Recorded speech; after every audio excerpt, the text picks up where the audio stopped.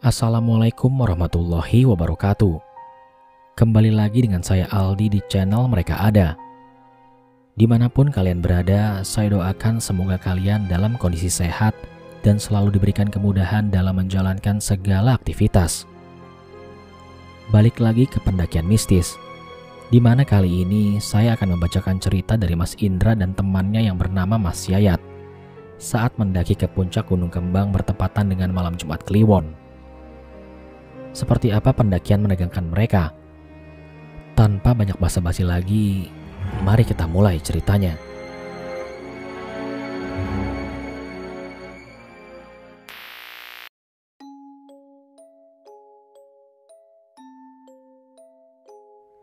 Surakarta 2018.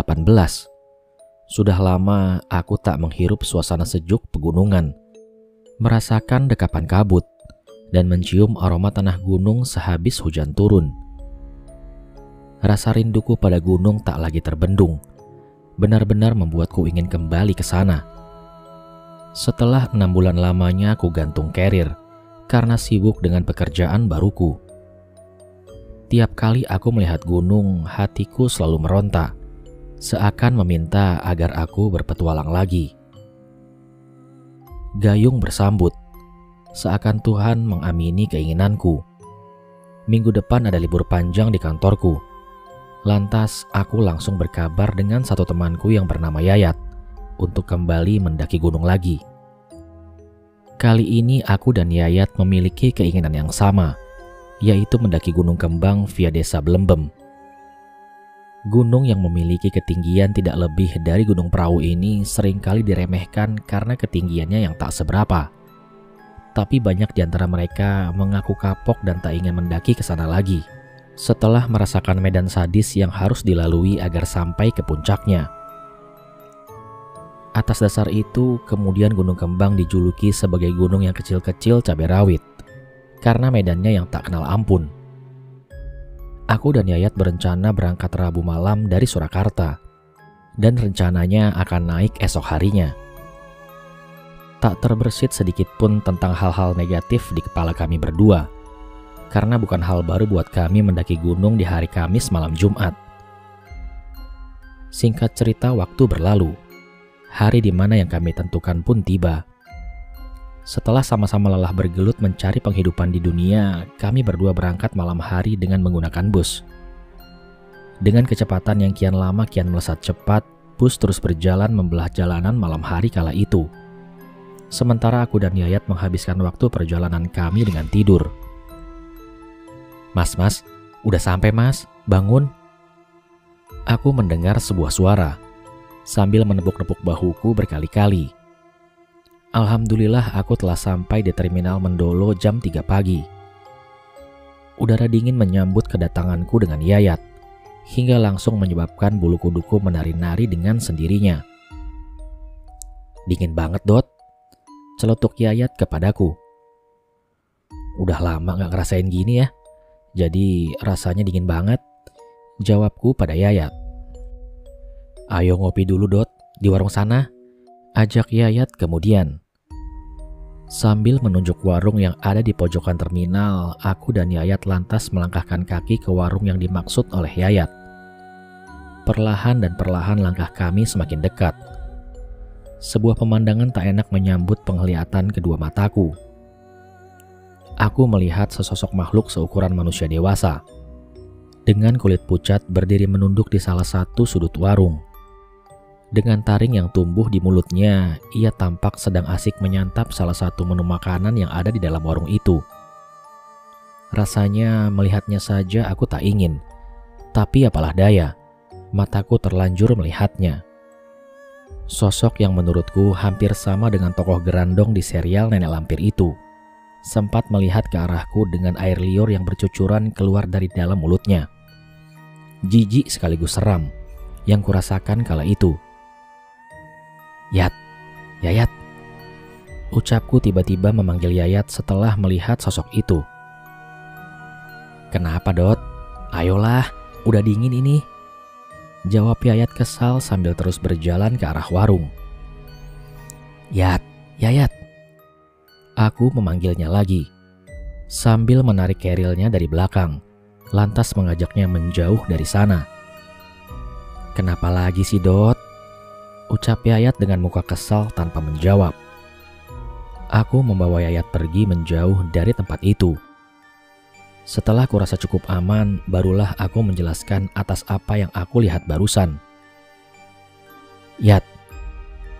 Udah, Dot, aku ngerti maksudmu. Ucap Yayat menyela perkataanku. Hah? Jawabku dengan bingung. Ngerti apa toh, Yat? Imbuhku pada Yayat. Aku jadi teman kamu bukan baru kemarin sore. Kamu ngerti seperti ini kan sudah lama, Dot. Ujar Yayat yang ternyata sudah hafal denganku, yang punya kemampuan melihat dan merasakan hal-hal ganjil sejak lama. Iya, Yat, aku melihatnya. Ya udah, Dot, gak usah dipikirin. Kalau gitu kita cari tempat lain aja, Yat. Ajakku pada Yayat. Ya udahlah, ayo. Jawabnya dengan singkat. Setelah mengisi perut yang sejak bangun tidur keroncongan, lantas aku dan Yayat memanfaatkan jasa ojek di terminal Mendolo untuk melanjutkan perjalanan kami menuju ke basecamp pendakian. Tahu informasi dari siapa, Mas, naik ke Kembang? Tanya driver ojek tiba-tiba. Dari Facebook, Pak. Kembang baru dibuka buat pendakian ya? Jawabku sambil bertanya. Iya, Mas, jalurnya belum lama dibuka. Jadi masih lebat hutan dan di jalur pendakiannya, terang driver tersebut. Alih-alih takut, malah adrenalinku semakin terpacu mendengar perkataan driver itu. Karena jarang-jarang aku bisa mendaki ke tempat yang belum banyak dijamah oleh pendaki. Sekitar jam 8 pagi kami tiba di base camp. Suasana lenggang menyambut kedatangan kami. Hanya tampak beberapa petugas yang stay di sana. Dot, tidur dulu yuk. Semalaman kan kita nggak nyenyak tidur di dalam bus. Ajak Yayat saat baru tiba di base camp. Waduh, apa nggak kesorean nanti sampainya? Tanyaku pada Yayat. Enggak lah, palingan juga cepat sampai puncaknya. Ya udahlah kalau gitu, aku ikut aja, Yat. Saat itu aku dan Yayat masih berpikiran bahwa Kembang adalah gunung yang ramah dan tak perlu waktu lama untuk mendaki, karena ketinggiannya yang tak lebih dari 2500 mdpl. Buat para pendengar sekalian, tolong jangan meniru pikiran kami yang menilai gunung hanyalah dari ketinggiannya.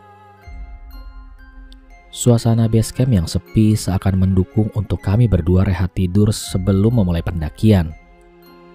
Masing-masing dari kami tidur beralaskan tikar dengan bantal carrier yang kami bawa. Karena tubuh yang lelah akibat perjalanan, mataku perlahan berat dan padam. Di dalam tidurku aku bermimpi.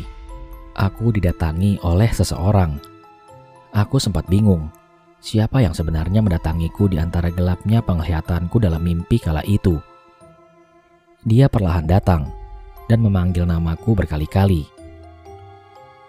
Itu siapa ya? Tanyaku dalam hati. Seseorang tersebut nampak di depan mataku. Ndra, ayo pulang. Ajaknya kepadaku. Ndra adalah panggilanku ketika di rumah. Lengkapnya Indra. Kalau di tongkronganku dengan Yayat, aku dipanggil Codot. Setelah apa yang dikatakannya, lantas aku tahu. Ternyata ia adalah ibuku. Bu, ibu, panggilku pada sosok itu.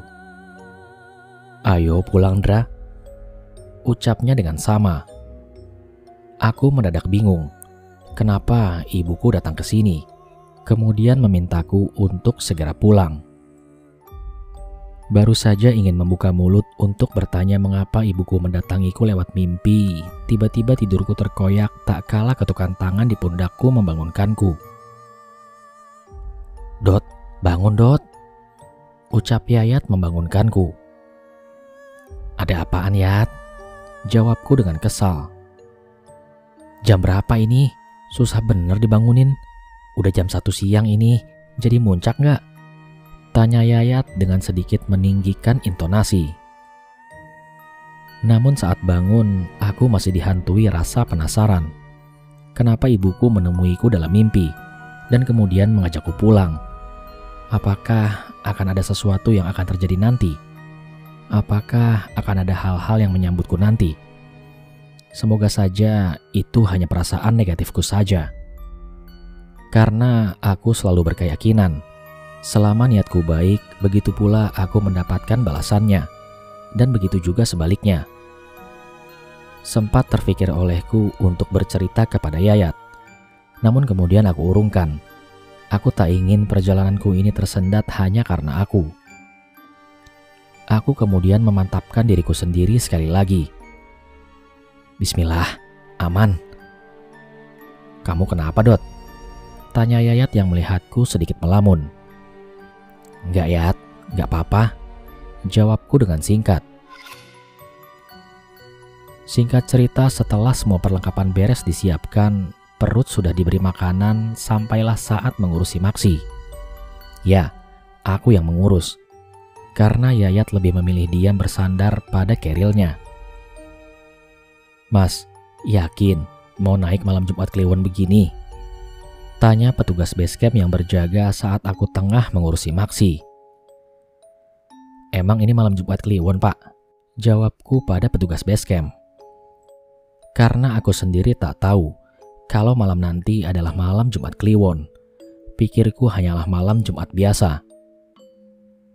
Iya, Mas. Tapi ya udah nggak apa-apa. Yang penting Mas sama temennya jangan aneh-aneh di atas.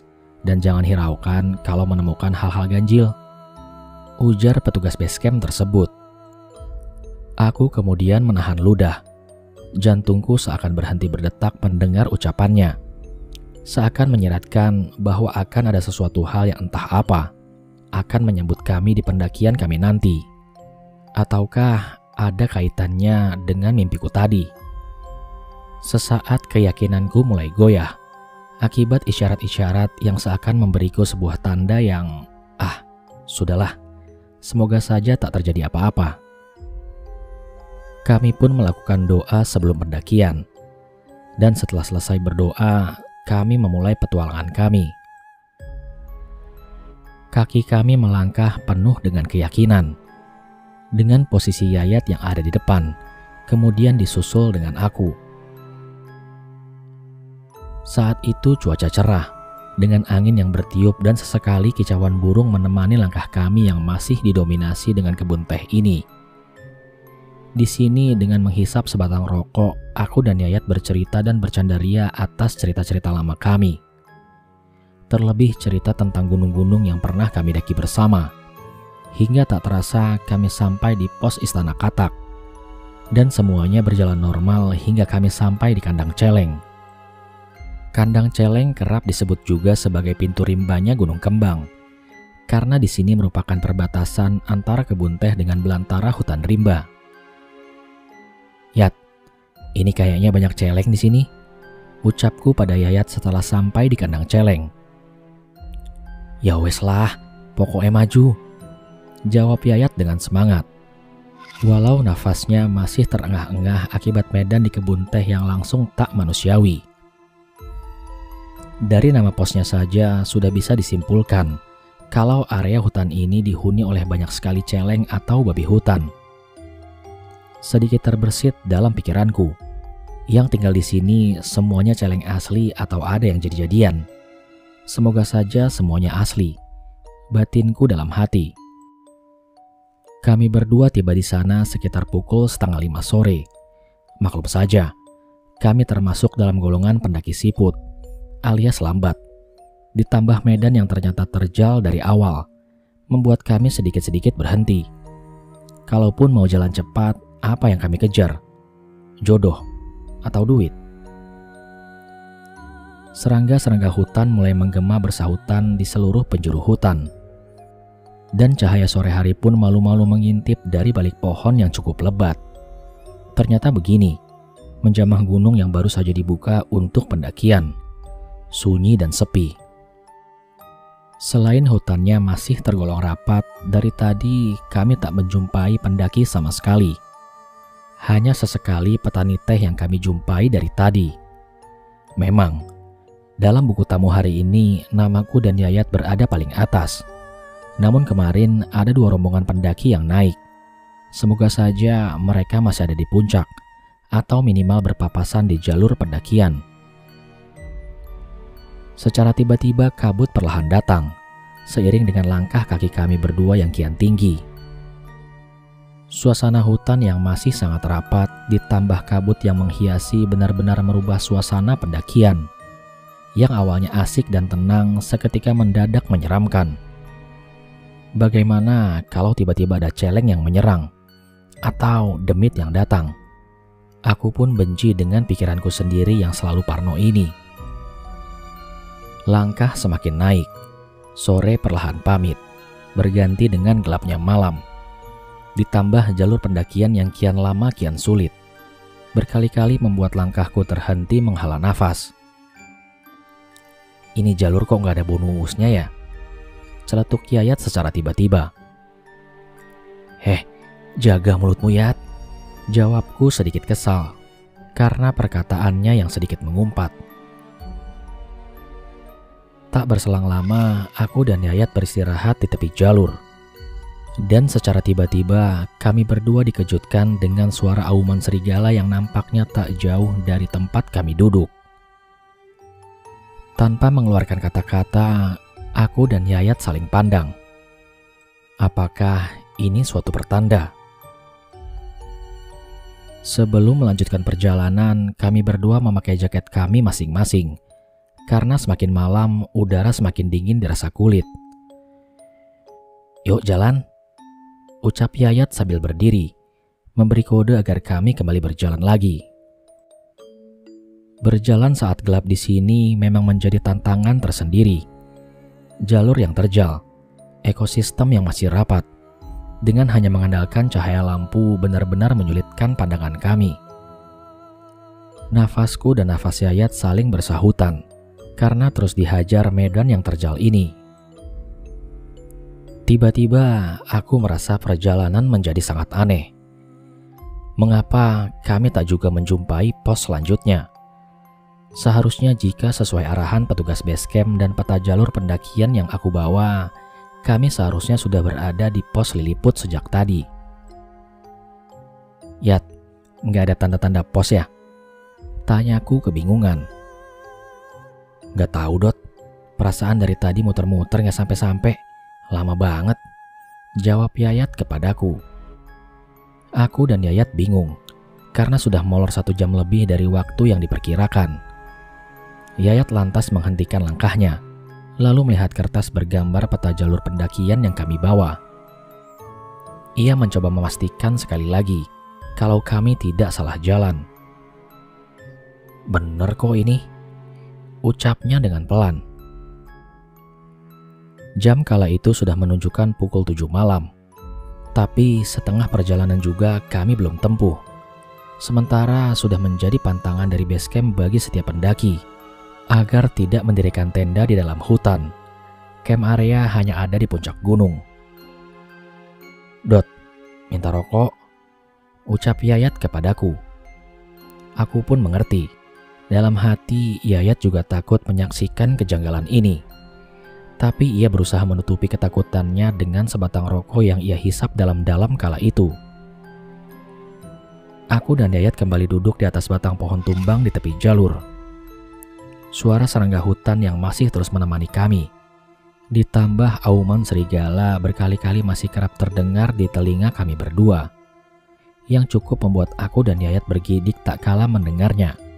Walau aku tak mengatakannya, aku pun yakin kalau Yayat tahu bahwa aku takut. Jalan lagi Yat, ajakku pada Yayat, karena tiba-tiba perasaan aneh muncul di batinku. Kami berdua pun kembali berjalan lagi menyusuri jalur pendakian yang terus-terusan menghajar kami tanpa kenal ampun. Tanjakan demi tanjakan kami injak dengan mantap, walaupun dengan perasaan ragu. Waktu berlalu, dan kami masih merasa kalau sejak tadi kami hanya berputar-putar di area ini. Yat, berhenti dulu. Yayat lantas berhenti, lalu diam sejenak. Sepertinya ia paham akan maksudku. Di antara rasa takut yang terus menyulut, aku tetap berusaha tenang dengan rapalan-rapalan doa yang aku baca. Namun secara tiba-tiba kabut datang semakin tebal, mengacaukan pandangan kami berdua. Hutan yang menurutku sekarang menjelma menjadi hutan yang ada di serial Harry Potter. Sungguh sangat menyeramkan. Yayat mengajakku jalan kembali, meniti tanjakan yang entah kapan habisnya. Di antara doa yang terus aku rapalkan, aku merasa punggungku yang tiba-tiba menjadi hangat. Aku merasa bahwa ini adalah sebuah pertanda. Dan benar saja, tak berselang lama ada sesuatu yang mengejutkanku dan Yayat. Dot, itu apaan Dot? Tanya Yayat. Jika aku perhatikan dengan seksama, seperti suara-suara segerombolan orang atau hewan yang sedang berlarian di antara semak-semak. Lantas kami arahkan headlamp yang kami pakai ke segala arah. Takutnya itu adalah hewan buas yang sedang bersiap menyantap kami berdua. Namun sialnya, cahaya headlamp tak sanggup menembus kabut yang cukup tebal. Aku terus mencari di mana suara itu berasal. Di atas pohon, di antara pohon-pohon, sampai ke bawah jurang. Hingga akhirnya saat kabut tebal agak terbuka, headlampku tertuju di suatu lembahan di sebelah kanan, tempat kami berdiri. Kudapati sekumpulan sosok seperti manusia. Mereka berukuran kecil, sedang berlarian yang sepertinya sedang mengejar sesuatu yang masih aku belum mengerti. Makhluk apa itu? Makhluk hidup sebangsa kami atau demit penghuni gunung ini? Dan sialnya, salah satu di antara mereka ada yang merasa kalau sedang aku perhatikan. Matanya terlihat mengarah kepadaku. Seketika rasa takutku semakin memuncak. Sontak aku pun langsung mengajak Yayat untuk kembali berjalan lagi. Namun kali ini dengan langkah yang begitu cepat. Ayo Yat, jalan lagi, cepat. Ajakku pada Yayat. Ada apaan sih Dot? Tanyanya dengan bingung. Udahlah, ayo jalan aja, nanti aku ceritain. Jawabku dengan sedikit meninggikan nada bicaraku. Posisiku kini berubah berada di depan. Kemudian Yayat mengikutiku di belakang. Sebenarnya ada apa sih Dot? Tanya Yayat lagi dengan sangat penasaran. Udah, diam dulu. Pokoknya jalan, sampai aku berhenti nanti.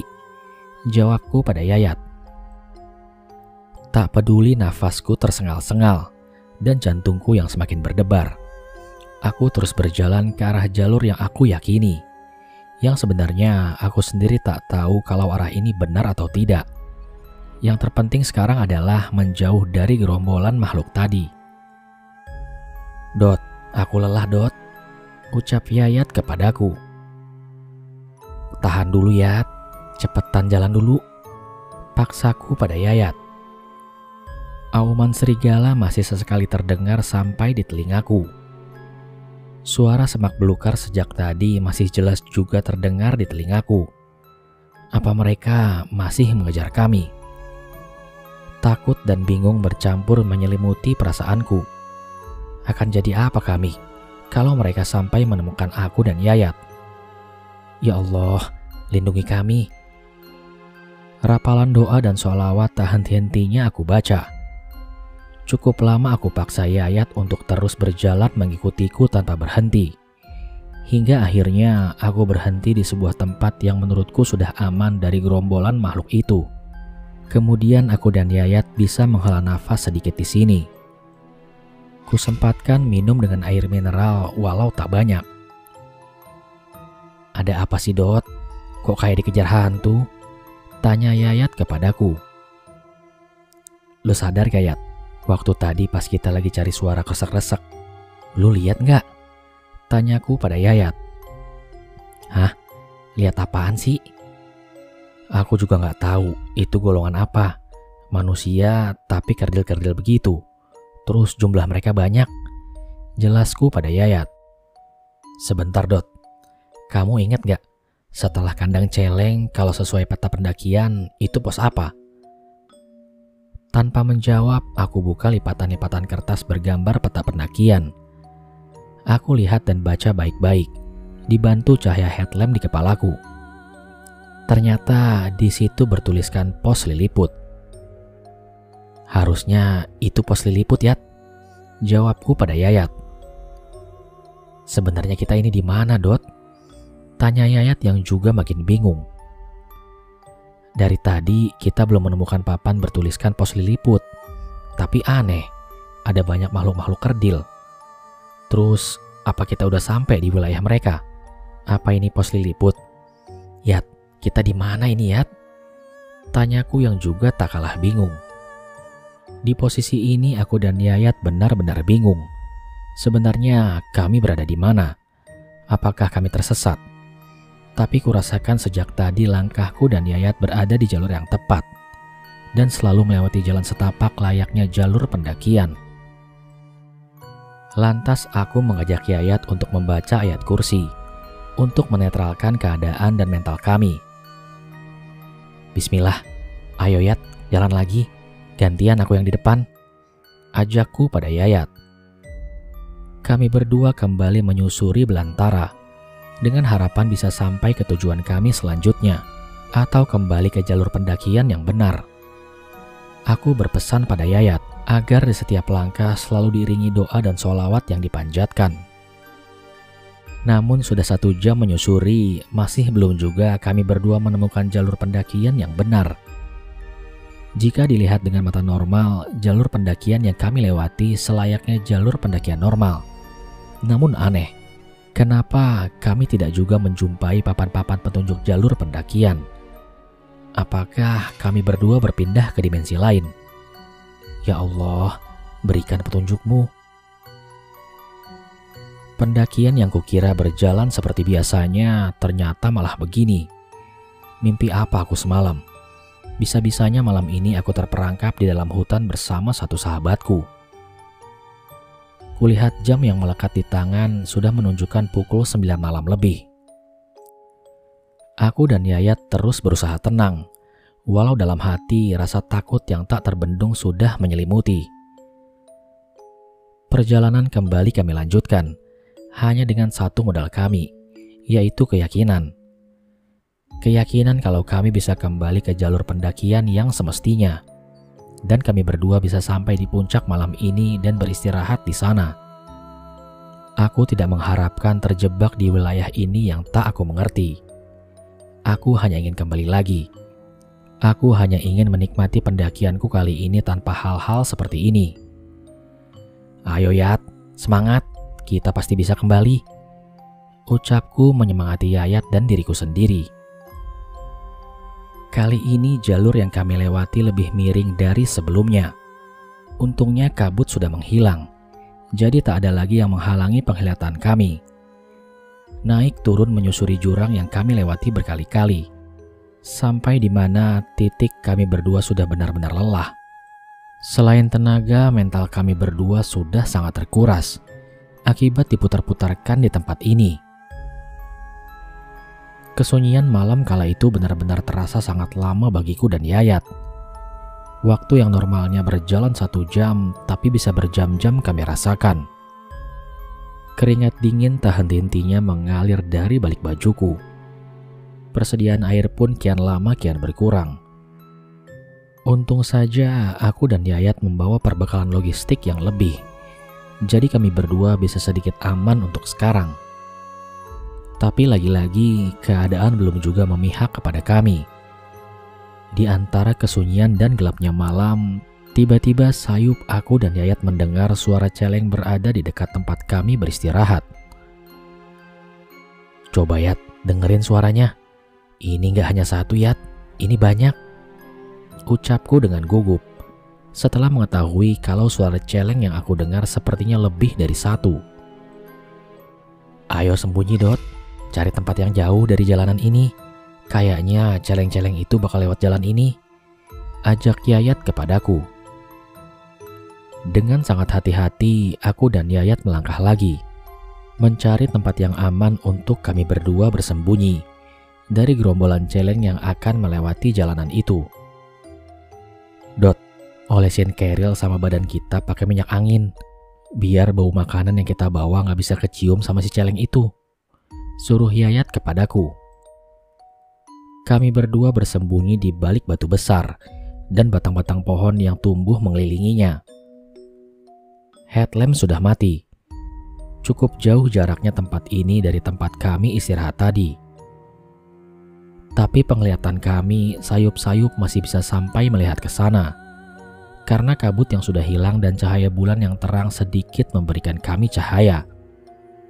Dengan berkoloni, celeng-celeng itu melewati tempat jalanan aku dan Yayat istirahat tadi. Ternyata mereka semua sedang mencari makan.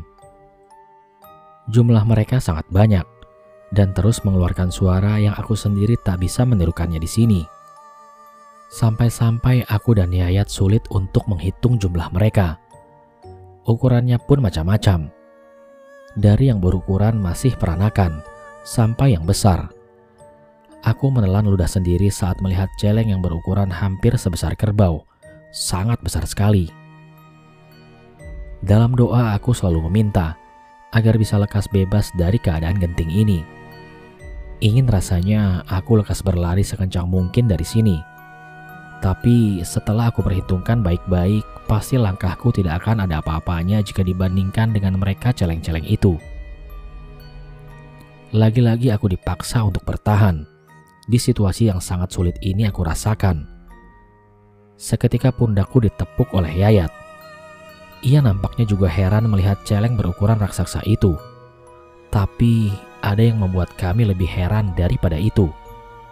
Bagaimana tidak? Di paling belakang ada makhluk yang awalnya kupikir adalah manusia, karena bentuk tubuh dan ukurannya tak jauh beda denganku dan Yayat. Ia menggunakan pakaian serba hitam dan tertutup kain di kepalanya, sehingga membuat kami sulit melihat siapakah gerangan itu.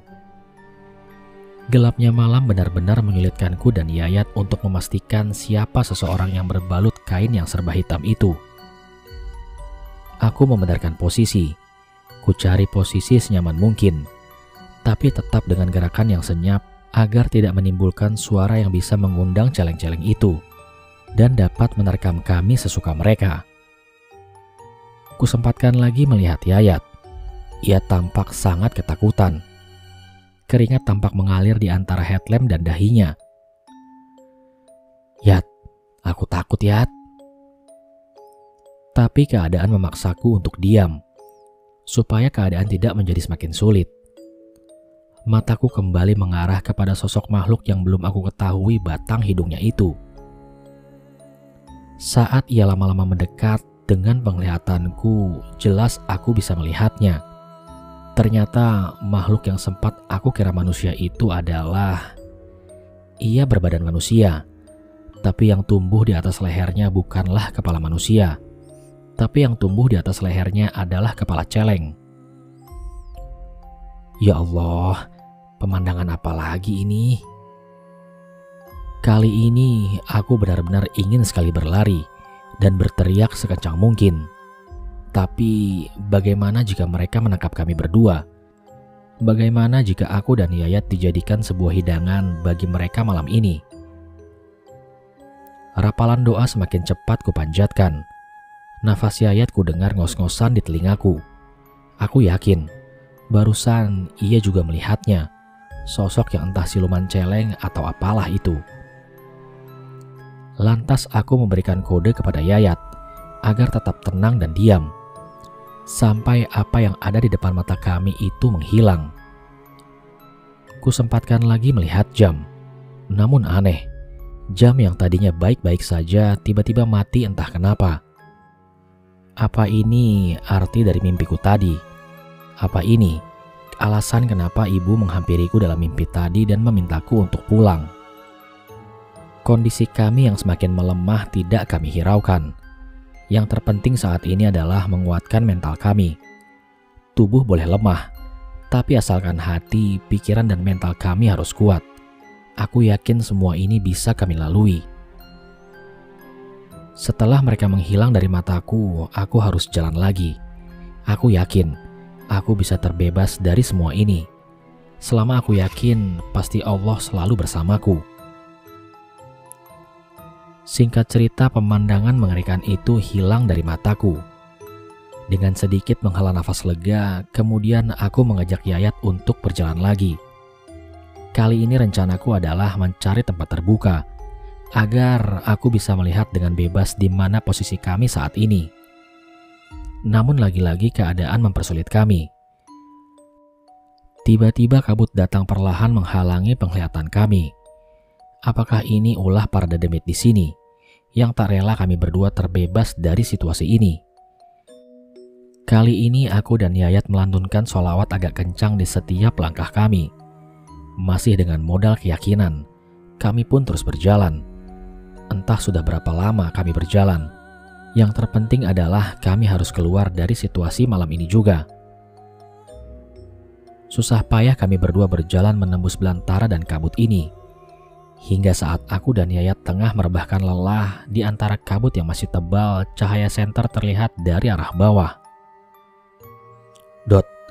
Dot, lihat itu Dot. Ucap Yayat sambil menunjuk ke arah cahaya senter itu. Saat itu perasaan kami berdua antara haru dan takut. Harunya adalah jika cahaya senter itu berasal dari pendaki atau warga di dekat sini, maka selamatlah kami. Namun jika cahaya itu berasal dari makhluk jadi-jadian yang berniat buruk kepada kami, maka habislah kami berdua. Kakiku dan Yayat sudah sangat lelah jika harus digunakan untuk melangkah lebih cepat. Sementara makhluk misterius itu semakin dekat ke arah kami. Aku dan Yayat saling berhadapan dan berdoa agar yang datang itu merupakan makhluk kiriman Tuhan yang akan menolong kami berdua. Cahaya senter itu semakin dekat dan terdengar langkah kakinya hingga ke telingaku. Sampai pada akhirnya, "Kalian mau pergi kemana toh, Le?" Tanya seseorang misterius itu. Aku mematapkan hati dan memberanikan diri untuk melihatnya. Yang aku lihat pertama adalah kakinya. Apakah kakinya menginjak tanah ataukah melayang? Kutengokkan kepalaku sedikit demi sedikit. Aku melihatnya. Ternyata kakinya masih menginjak tanah. Semakin ke atas dan semakin ke atas. Sekarang yang kulihat adalah seorang manusia. Laki-laki setengah tua dan berkumis, dengan ikatan kain batik di kepalanya, sedang berdiri menghadap aku dan Yayat. "Le," ucap sosok itu lagi. Iya Pak, saya sama teman saya mau muncak, tapi malah nyasar sampai sini," jawabku pada sosok itu. "Jalannya bukan ke sini, Le. Mari Bapak antar aja," ajak sosok itu. Aku dan Yayat saling tatap. Kami berdua pun kebingungan. Apakah Bapak ini benar akan mengantar kami, atau malah akan menambah sulit keadaan kami? "Pak, Bapak rumahnya di mana?" tanya Yayat pada sosok itu. "Bapak orang sini, Nak. Bapak mau ke desa seberang sana. Bapak biasa lewat sini," terang sosok itu. "Mari, Bapak antar saja. Gak perlu takut dengan Bapak." Beliau lantas berjalan lagi dan meminta kami mengikutinya dari belakang. Sementara aku dan Yayat sebenarnya masih bingung, mau percaya atau tidak. Namun yang terlintas di pikiranku saat itu adalah pertolongan seperti ini tidak datang dua kali. Semoga Bapak ini adalah kiriman dari Allah untuk menolong dan membawaku dan Yayat terbebas dari sini. "Ayo Yat, ikutin aja," ucapku. Beliau berjalan dengan cepat, membelah belantara hutan yang masih rapat, hanya dengan menggunakan jaket tipis dan mengenakan sandal. Beliau jalan tanpa kesusahan. Sampai-sampai aku dan Yayat seringkali kerepotan mengikutinya. "Pak, sejak tadi saya sama teman saya kesasar sampai sini. Lalu kami menemukan banyak keanehan di sini," ucapku memberanikan diri. "Ini malam Jumat Kliwon, Nak. Setan-setan di sini sering iseng kalau waktu begini. Makanya lain waktu kalian hati-hati, ujar beliau kepada kami. Semakin lama posisi kami keluar dari dalam hutan, berganti dengan sabana yang ada di punggungan gunung. Saat di sini yang aku cari pertama kali adalah di manakah Gunung Sindoro, karena letak Gunung Kembang ini tepatnya berada di sebelahnya. Namun mataku tak menemukannya. Aku masih bingung di mana posisiku berdiri sekarang. Aku terus mengikuti langkah bapak itu, hingga sampailah kami di puncak gunung berbarengan dengan azan subuh yang berkumandang. "Nak, ini sudah sampai puncak. Sekarang bapak tinggal ya," ucapnya kepada kami. Namun belum sempat kami berdua menjawabnya, bapak itu langsung berjalan lagi ke arah berlawanan dari kami datang. "Pak, makasih ya," jawabku walau beliau sudah berjalan cukup jauh sekarang. Aku dan Yayat mengucap syukur tiada henti setelah semalaman penuh terjebak di dalam hutan yang entah di mana letaknya. Dan sekarang kami sampai di puncak dengan selamat dan terbebas dari sana.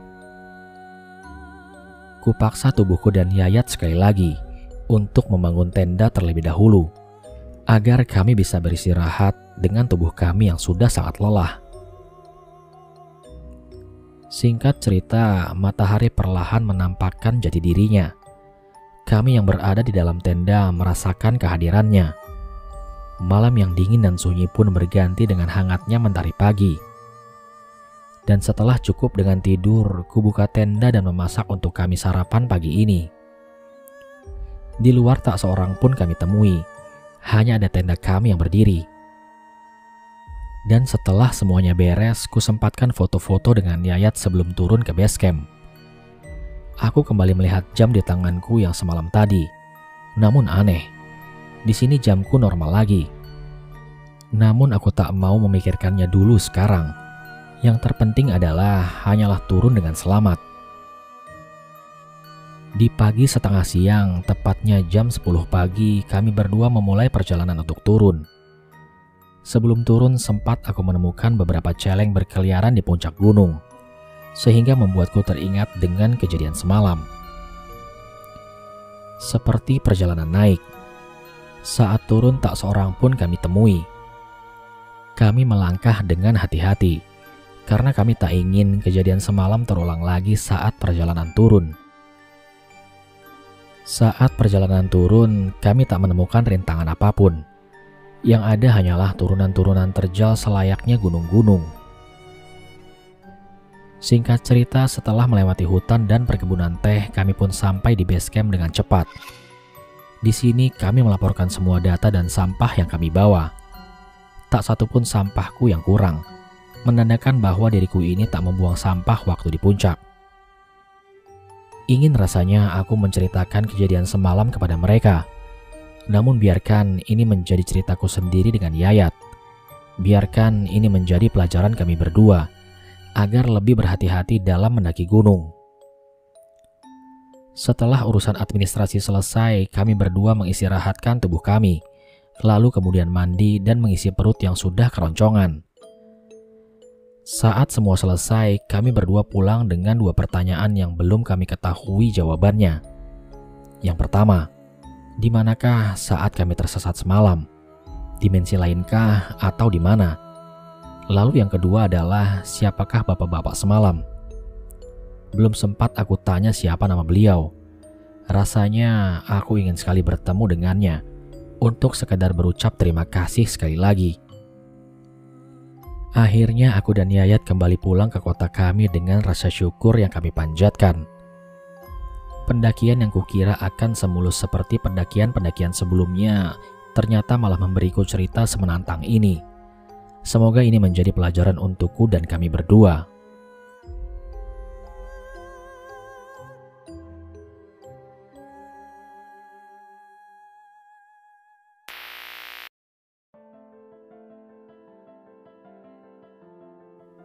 Sekian cerita pada episode kali ini. Semoga teman-teman yang menyimak cerita ini dapat mengambil pelajaran positif, di mana mental dan kewarasan dalam berpikir adalah hal yang harus terus dijaga saat mendaki gunung.